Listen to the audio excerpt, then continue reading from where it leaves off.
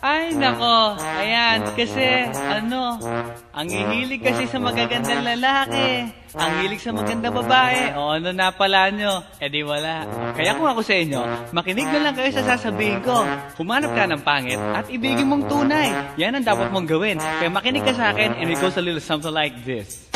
Kung gusto mong lumigaya ang iyong buhay, humanap ka ng pangit at ibigin mong tunay. Isang pangit na talagang di mo matanggap, at huwag ang lalaki na iyong pangarap. Ngunit kung bakit ko sinabi to'y simple lang, pagkat magagandang lalaki ay naglalaro lang ng iyong oras, pagod, hirap at salapi. Ngunit handang-handang iwanan ka naman sa sandali na ikaw ay wala nang ibigay, diba? Kaya't pangit na lalaki ang hanapin mo, day. Kung hindi, sige ka, puso mo'y mabibiyak. Mawalay man ang pangit, hindi ka iiyak. Humanap ka ng pangit. Wag na uwi. Wag na Humanap ka ng pangit. Wag na uwi. Wag na Humanap ka ng pangit. Wag na uwi. Ibigin mong tunay. Wag na uwi. Wag na Humanap ka ng pangit. Wag na uwi.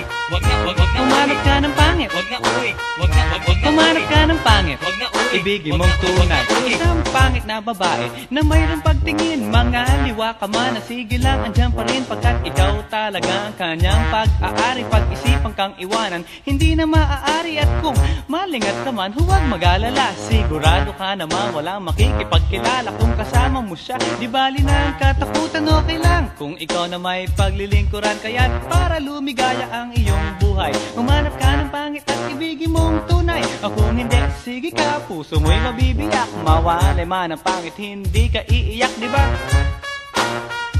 Humanap ka ng pangit. Wag na uwi. Wag na Humanap ka ng pangit. Wag na uwi. Wag na Humanap ka ng pangit. Wag na uwi. Ibigin mong tunay. Wag na uwi. Wag na Humanap ka ng pangit. Wag na uwi. Wag na Humanap ka ng pangit. Wag na uwi. Wag na Humanap ka ng pangit. Wag na uwi. Ibigin mong tunay. Sasabihin ko sa inyo kung anong nangyari nang may na-date akong isang pangit na babae. Manliligaw daw niya ay talagang ang daming, ngunit nang shy, nakita ko mukha siyang lalaki at sa akin ay matatawa ka talaga, pagkat kahawig na kahawig niya si Zoraida. Maniwala ka't ako'y napaibig niya. Bakit? Eh kasi ang bait-bait niya. Lahat ng aking hilingin di tumatanggi, palagi siyang nakahalik sa aking pisngi. Ako'y shock.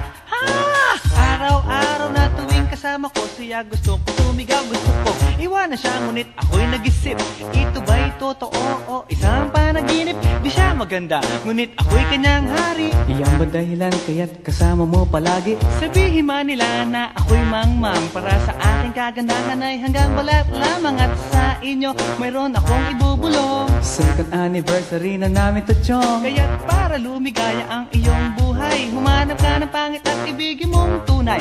Kung hindi, sige ka, puso mo'y mabibiyak. Mawalay man ang pangit, hindi ka iiyak. Sige na nga. Humanap ka ng pangit. Humanap ka ng pangit. Humanap ka ng pangit. Ibigin mong tunay. Sige na nga.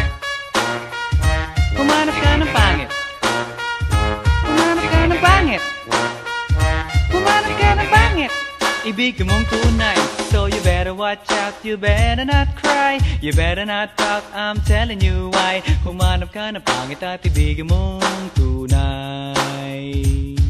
Cause the girls and the guys, they tell you all lies. You have to find out who's naughty, who's nice. Humanap ka ng pangit at ibigin mong tunay. Break it down.